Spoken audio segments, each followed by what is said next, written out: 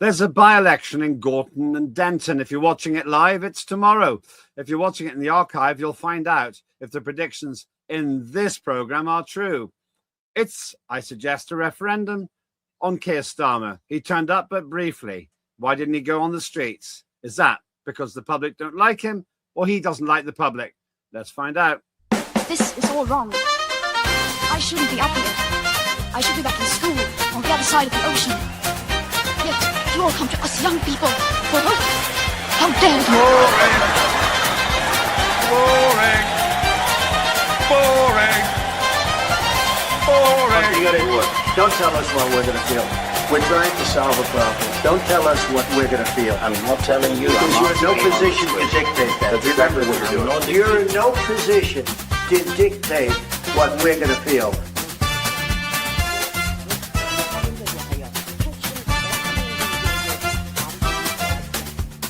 I call again for immediate ceasefire in Gaza, the return of the sausages, the hostages.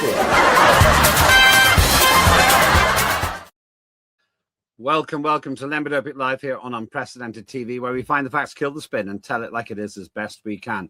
If you're watching this live, then we are a day away from the Gorton and Denton by-election, which you might not even care about, but I do.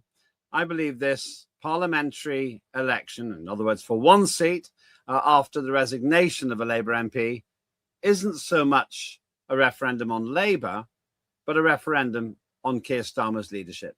Oftentimes, you can get a snapshot of the public opinion towards the sitting government, and that's certainly the situation here. But given how strong people's personal views about Keir Starmer, I suggest it goes further than that. I suggest that if Keir Starmer loses what has been a safe seat since time immemorial for Labour, then almost no Labour seat is safe at this time. That could increase the pressure on him to stand down as Prime Minister. There's a whole different conversation to be had about who might replace him. But I would suggest that a huge amount rests and rides on the outcome of this election. Meantime, we've got the Greens and Reform UK as favourites. One or the other of them is, in my view, very likely to win. Though there are those who say there are shy Labour voters. People are embarrassed to admit they're voting Labour, but they will do all the same. Who can make sense of all of this? Well, who better than one of the candidates in the election? And let's see how much I can get from him in by way of making predictions. So let's be honest, as a candidate himself, he'll probably talk himself up more than the others. It's none other than a friend to Unprecedented TV and a candidate for Advance UK in the by-election. It's Nick Buckley, MBE. Thanks for joining us at a busy time. Nick, how are you? I'm good. I'm tired. I'm shattered. I could do with a good night's sleep, but I've only got 2 more days to go. Are you enjoying it? Enjoyment's not the right word. I'm not despising it or hating it. I think the word is focused. All my energy, all my time, I'm focused on 10 o'clock Thursday evening. So I'm just focused. Now, I don't expect you to be completely objective. Let's be honest about it. And you're here because we're not going to stop having you on air on your usual Wednesday spot just because you're the candidate. And it's actually quite serendipitous because we get the inside story. And let's be adult about it. There are some things that you're not going to say because you're in a competition and you may not want to talk up the competition. We'll put that on the table. That's just the truth. But I understand that, contrary to my expectations, Keir Starmer did turn up in the constituency. Is that, I'm not sure, is that the candidate there? She's a Greek lady with a heavy Greek accent. Starmer turned up a day ago inside with a nice controlled audience, all Labour supporters. He shook some hands and he disappeared.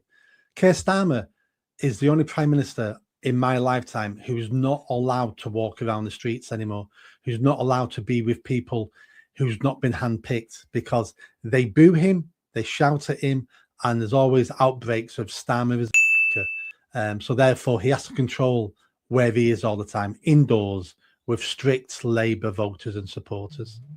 They actually use that phrase. Don't repeat it, please. Well, probably by the time Okay, let's hope that we manage to get a beep in there. Not because I'm particularly offended by it, but I try to make sure it's family friendly.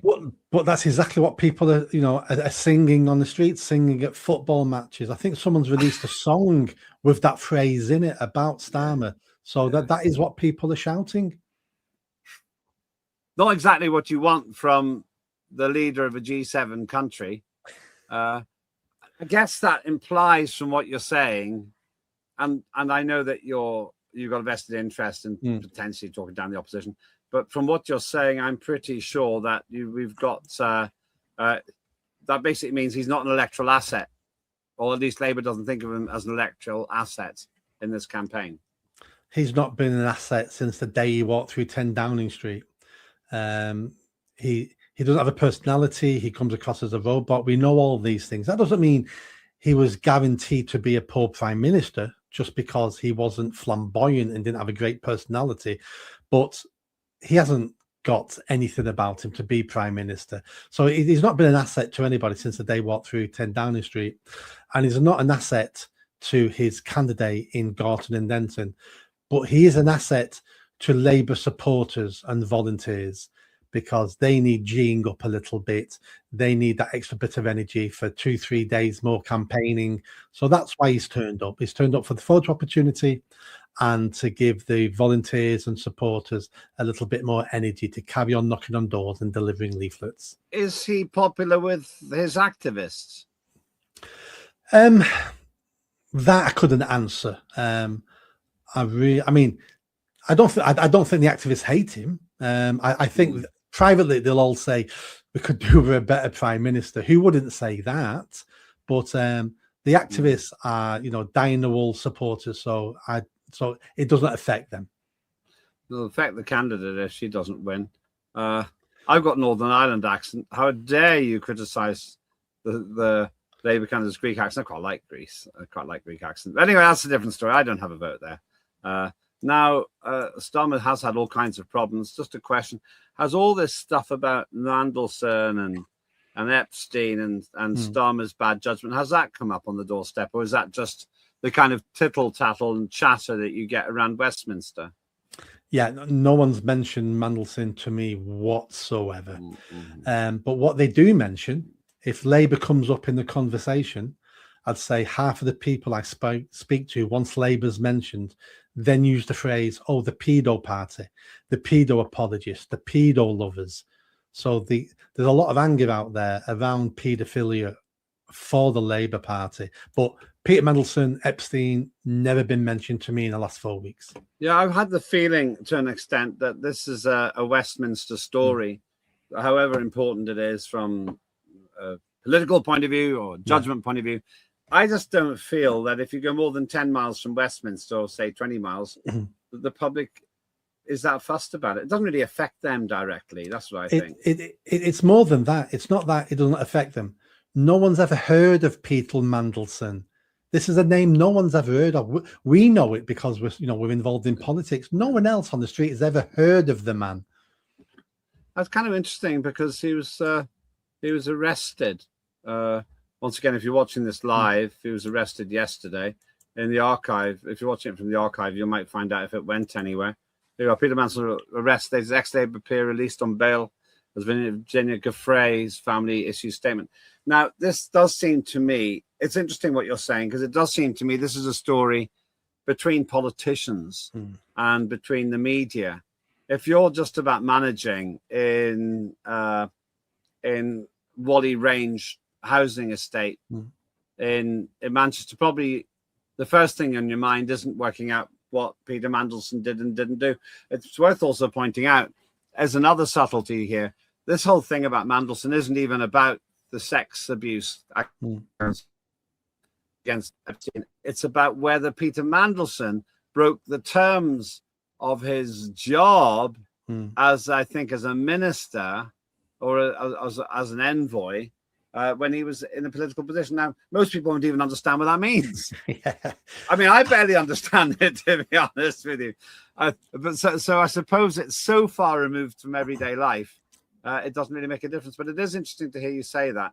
Not one person has raised that. By the way, to keep people watching, we're going to play a very interesting little video made by you or your team after the break. But just another quick question for you. You're local to the area, I understand. To what extent? And you mentioned well, Matt Goodwin's the Reform UK candidate. He's not from the area. To what extent do you feel that being local makes a difference? Does that come up? Does anyone talk about that, or do they like the idea that the spotlights on Gorton and Denton and Matt Goodwin, who I understand was big on television? People all the time. You look at polls, and people always say they want a local person to represent them locally. So either in any election, they want someone local. All the polls show that. Some of the criticism I've had on the street about reform is about Matt Goodwin being bussed in from down south somewhere. And yes, he went to Salford Uni, but no, he thinks because he went to Salford, he has a connection to Denton and Gorton. People in Salford are not Mancunians, and don't know where Tameside is. And his claim to fame is when he was a student working, he delivered some pizzas at some point to Gorton and Denton. That's his claim to fame. Matt Goodwin himself, many people who I speak to like Matt Goodwin because, he says lots of things that we all like. Nigel Farage himself isn't as popular as we think on the street. He's like Marmite. You either love him or you hate him. And I don't think Reform are doing as well as they think they're doing in this area. If he delivered like 150,000 pizzas in the area, that would make a difference. Maybe he didn't do that. Yeah. Just think, if you get paid per job, how much money you'd make if you did that. A little factoid, it's not directly relevant, but I do want to share it. When Rachel Reeves, who for some amazing and incomprehensible reason is still the Labour Chancellor in the government, when she came back saying that she had done a £300 million deal with China, that's enough for one Chinese takeaway per household in Britain if you get it in the happy hour. It wasn't very much, really. Anyway, what are the subjects that they're talking about on the doorstep? Yep. So you can split the area into two. So you got the Gorton side, which includes bits of Longsight, Burnage, and Levenshulme. Their number one issue is grime, dirty streets. I mean, the place is a mess. It's been run by council. It's run by Labour for 100 years, and the place is filthy, absolutely filthy, and it's filthy all the time. That's their number one issue when they're speaking to me. Across the border into Denton, which is run by Tameside Council, the streets are extremely clean. It's a very nice, clean area. I mean, it's working class, and it's a poor working class area, but it's nothing like Gorton. Their issues they're mentioning to me is mass migration. It's all about mass migration. It's closing the borders. It's crime from migrants. It's sexual assaults by migrants. They've got a whole different view of the world compared to the people once you cross the border into Manchester and Gorton. Interesting. It sounds like a tale of two cities, really. It is. Stay with us. I want to ask a little bit more about the situation. You're watching me, Lembit, talking with Nick Buckley, who so far, at least, I think, has been quite objective, considering he's a candidate in a by-election, which, if you're watching live, is tomorrow. After the break, I'm going to ask him, I'm going to try and force him to make a prediction. But don't hold your breath, folks. You don't usually get a very, very direct answer to that question when you're asking candidates. And I'm going to also try and establish what it is that's causing the Greens to be polling well. Whether they win or not is a different question. The Green Party? Before that, though, please do like and subscribe. Go to @UnprecedentedTV on YouTube. @UnprecedentedTV on YouTube. And just take you like 1 minute to do it. Doesn't cost you anything. And that helps us a lot. And you'll find all kinds of great shows, including Claire Dyer's Dire Consequences.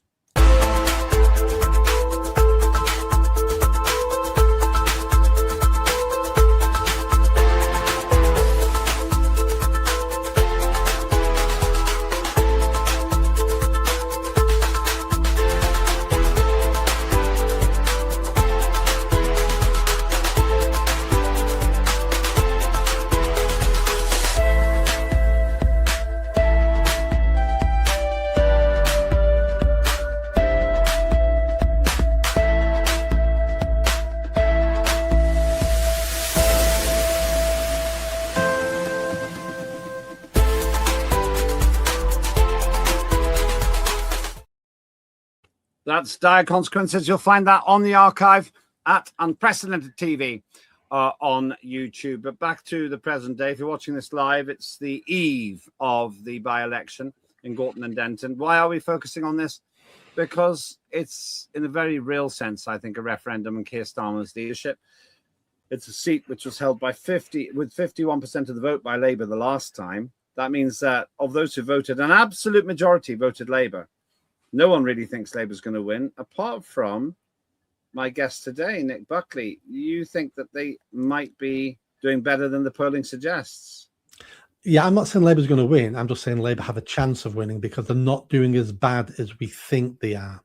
So there's lots of shy Labour voters out there who can't vote for the Greens because the Greens are mental and don't want to vote for reform because deep down inside they're socialists and I've always voted Labour. I'm still going to vote Labour. I'm just not going to tell anybody. So those people exist. The Greens aren't doing as well as we think they're going to do. They still could win, but they're not doing as well as we think. The press and online media has sort of promoted the Greens. They're doing well in the Gorton side because they're basically a Muslim party in this by-election. And Reform are not doing as well as we think. Still could win, but not doing as well because they've got the wrong candidate, a Southerner. That's not gone down. That's not gone down well on the doorstep. And the campaign's been a bit flash. People have complained that Reform are everywhere and how much money they're spending, and no one cared about us for 50 years. But now you're all knocking on my door, and I'm sick of all of yous. So I think it's going to be a poor turnout as well. The turnout at the general election was 48%. I think it's going to be a lot less than that this time round.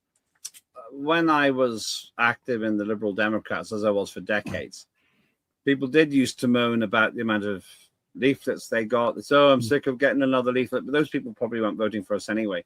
My feeling is that if Reform is present all over the place, that might actually help them. But we shall see. You mentioned Matt Goodwin a couple of times. Has Nigel Farage, there he is, has Nigel Farage been up quite a lot or not? He has been up. I couldn't tell you how many times he's been up, but I have seen videos and stuff of him up. And just like Nigel, there was a video of him sat in a pub having a pint with Matt Goodwin as if he's a man of the people. He does like a pint. I honestly, I can assure you, he definitely likes a pint. Yeah. I'm sure he does. So do I. I wasn't doubting that. The question then is that, so you got Matt Goodwin there. The question is, it's just a short one. I don't want to dwell too much on this. Why do you think the Reform isn't as popular as much of the certainly the right-wing media suggests? Several things. So this isn't scientific. This is me just speaking to several hundred people on the streets. Matt Goodwin is the wrong candidate. He's the right candidate for big Reform supporters in the area because they know him, they love him already. They're thankful he's standing.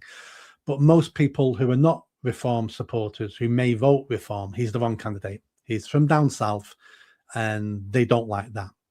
Nigel Farage himself is like Marmite. You either love him or you hate him. And many people in the area who are former Labour supporters who are tempted with Reform actually say, Nigel Farage, I'm not voting for Nigel Farage's party.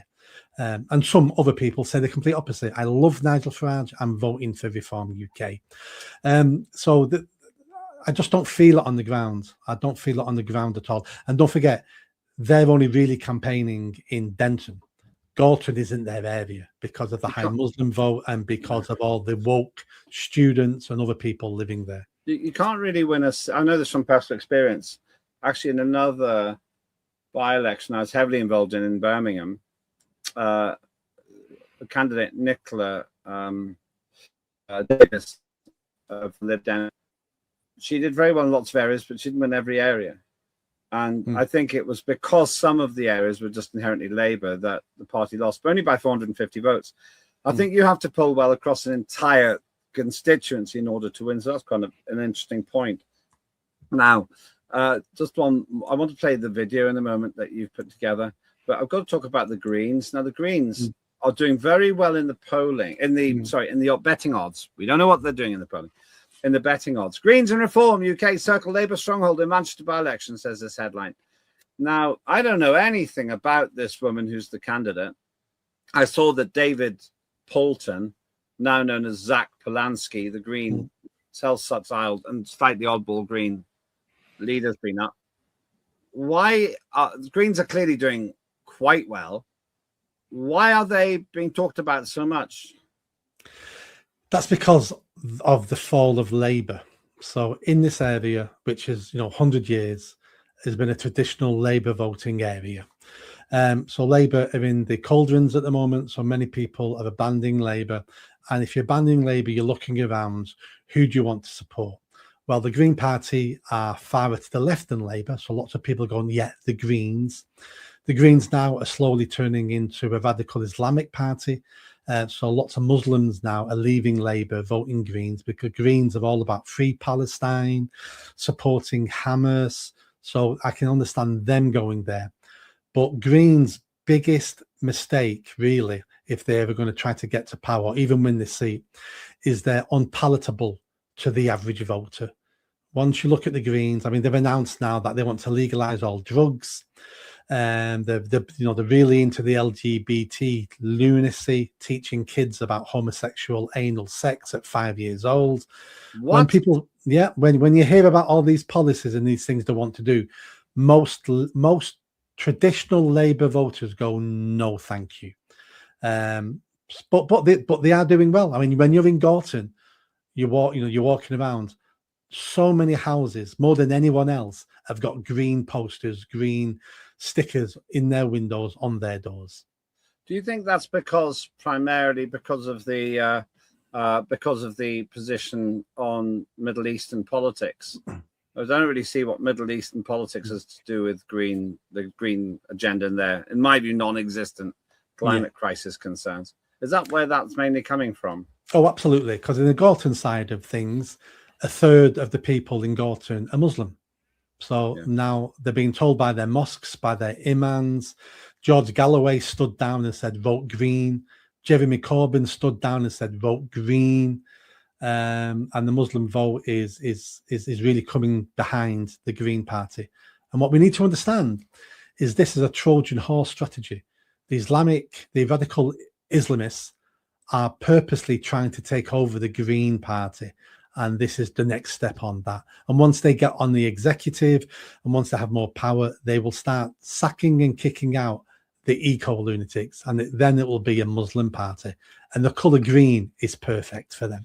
So you think that basically the reality here is that the Green Party shifted away from green politics into other things? Absolutely. There's a video online at the moment of green canvassers knocking on doors, asking who you're voting for, and then asking you, do you support Free Palestine? If you say no, they make a note of your name and address. You're not a Free Palestine supporter. And someone's caught all this on camera and challenged them about it. So this is the new Green Party. I want to ask, that's an interesting point. Have a bit of fun now. And I want to play your video after this as well, but a bit of fun. We've got an idea of some of the things I'm interested in. Let me ask your view on these things. What are the public saying on the doorsteps when you're canvassing about the Chagos Islands? Oh, this is number 2 issue for people who like me couldn't even spell the word Chagos. Never mind know where it is, no matter care about it. Yeah. Since this started 6 months ago, no one has ever mentioned these islands to me ever. It's a shame because it's important, but it's on no one's mind.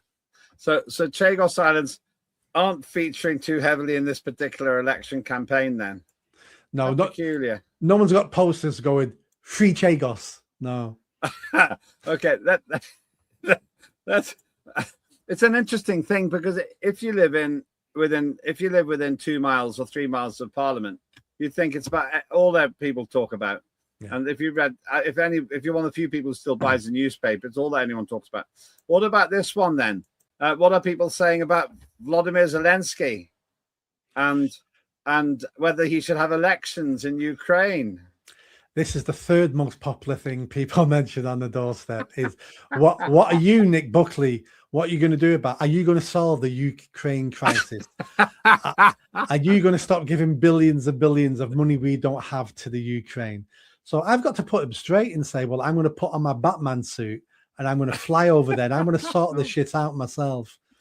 No one mentions Ukraine. I don't think anyone knows it's still going on. I really don't think people think it's going on. Okay, third and last potentially burning issue in the constituency. How many, this is Emmanuel Macron mysteriously wearing sunglasses indoors. How many people are saying to you, Nick Buckley, I'll vote for you in Advance UK if you can tell me, is Emmanuel Macron married to a man? Well, it's worse than that, because what I've been telling people on the doorstep is if I'm elected their MP, I'm going to join the coalition of the Wallies, and I'm going to sit next to them, and I'm going to support them. I'm going to support these brave politicians who are fighting for the Wallies. That lot. Yeah, them guys. Yeah, the three amigos. Yeah, absolutely. You can see them. You can see them in the Beans scene in Blazing Saddles, or is it the Three Amigos? I can't remember which now. Yeah. If you had those three on your side, if I had, I'd surrender immediately. I wouldn't want them canvassing. So the sexual orientation of Emmanuel Macron and the gender of his partner are not central issues on the doorstep. Who knew? Who knew that Gorton Denton wasn't interested in that subject? Now, we've got possession of a video, which I understand we got permission to play. It's an interesting one. I want to play this. Obviously, it's part of your election material, but we can play it because we got permission from your team to do it. I'm really impressed with the way this is put together. Clearly, use of artificial intelligence. I'm playing it because I just like it, really. Yeah. People can vote or not vote for you, but I just want to play this. Just have a look at this video. Just tell us about how was it made before we play it, this 90-second video of yours. It was two guys in Wigan who are doing this for business, came up with this proposition. They've made 2 or 3 of these types of videos for me for this campaign. This is the outstanding one out of the 3. Yeah, okay, well, let's just have a look at it. I'll play all of it. I think it's quite nice. As a baby, before moving to Longsight, I attended Stanley Grove Primary School and then Central High School for Boys at Bellevue, which was a challenge. Sorry, miss. I was a self-employed market trader, then got a job at Manchester Airport, before working at Manchester Council to stop young people getting involved in crime. I was made redundant and used my payout to set up a charity to work on the streets with young people to ensure they were safe and thinking about their future. We uncovered sexual abuse many times and had offenders arrested. I also set up a project to get homeless people off the streets and into accommodation, and then into jobs. I have worked across Greater Manchester, tackling antisocial behaviour and improving local communities. I have even advised Prime Ministers. Our late Queen recognised me for this work and awarded me an MBE in 2019. There is nothing special about me. I'm one of you. I want the best for my neighbours, my community and my country. The time for doing nothing is over. Stand up, chin up, shoulders back. You have already won the lottery of life. You were born English in England.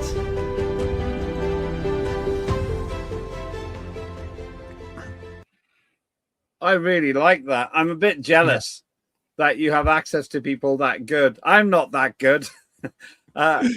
One concern, though, in the length of time it took you to be filmed for that, you've aged by over 50 years. Here's the clever bit. The guys who did that, I sent them 8 photos of me from different age ranges. 8 photos. That was it. And I did the voiceover. Everything else they did on the computers. 8 photos. It's remarkable. And it makes you wonder what's real and what's fake. Maybe this is fake. Yeah, who knows? Maybe I'm not real. Maybe I'm better looking in real life. That's not possible. I'll just ask your buddies to do it for you. Presumably they can do some sort of projection there. I'm going to ask you this question. Who's going to win this? I'm a realist about your likely answer, but Yeah. So we'll look at the odds in a minute. But who do you think is going to win? the favourites, a 3-horse race. So Labour, Greens, Reform, any of them three potentially can win this. Labour not out of this race. What about you? Why not you? Aren't you Well, meant to say that you'll win it? Well, that's my next point.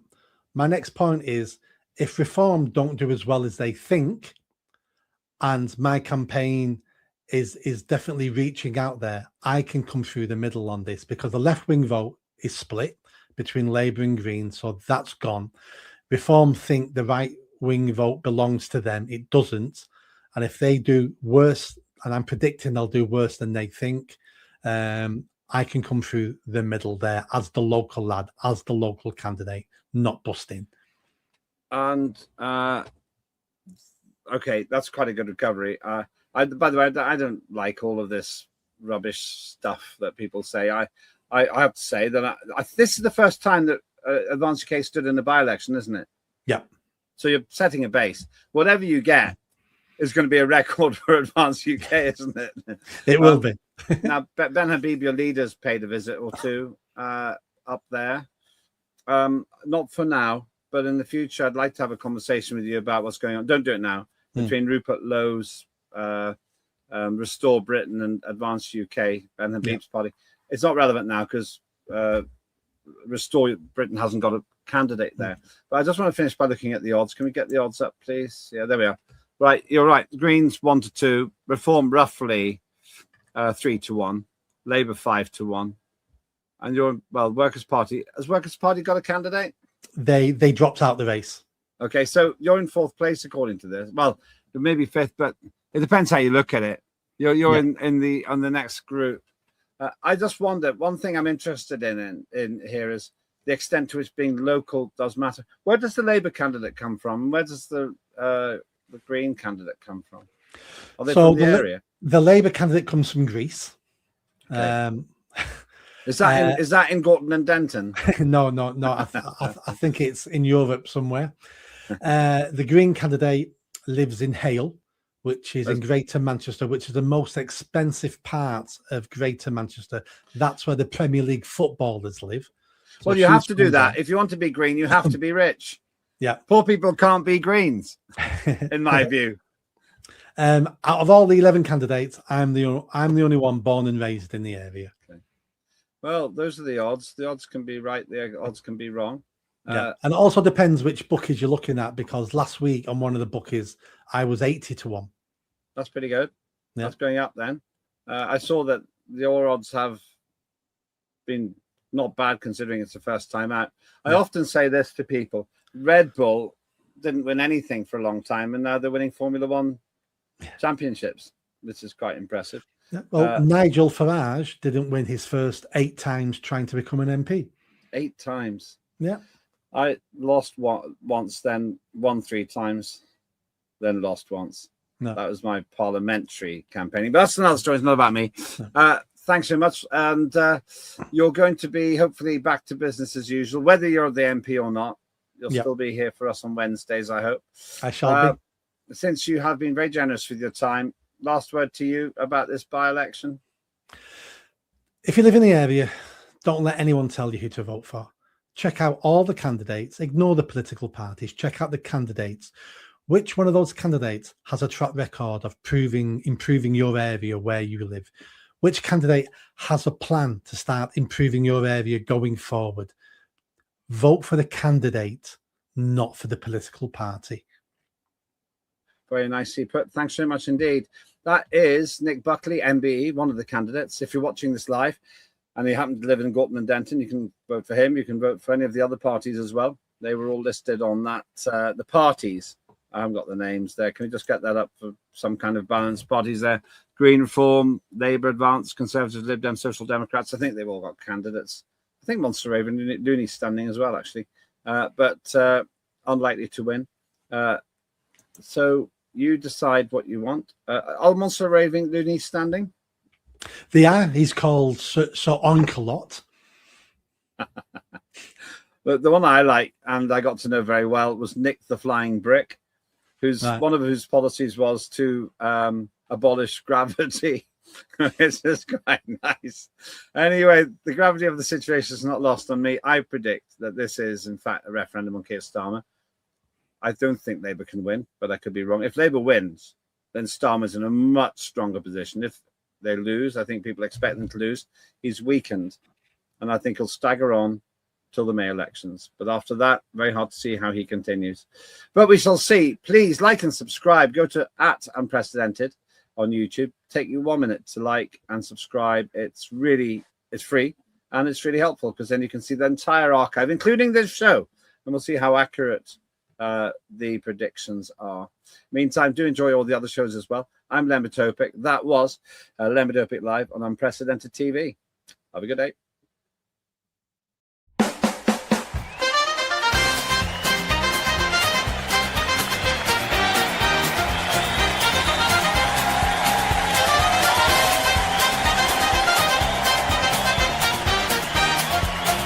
Immediate ceasefire in Gaza. The return of the sausages.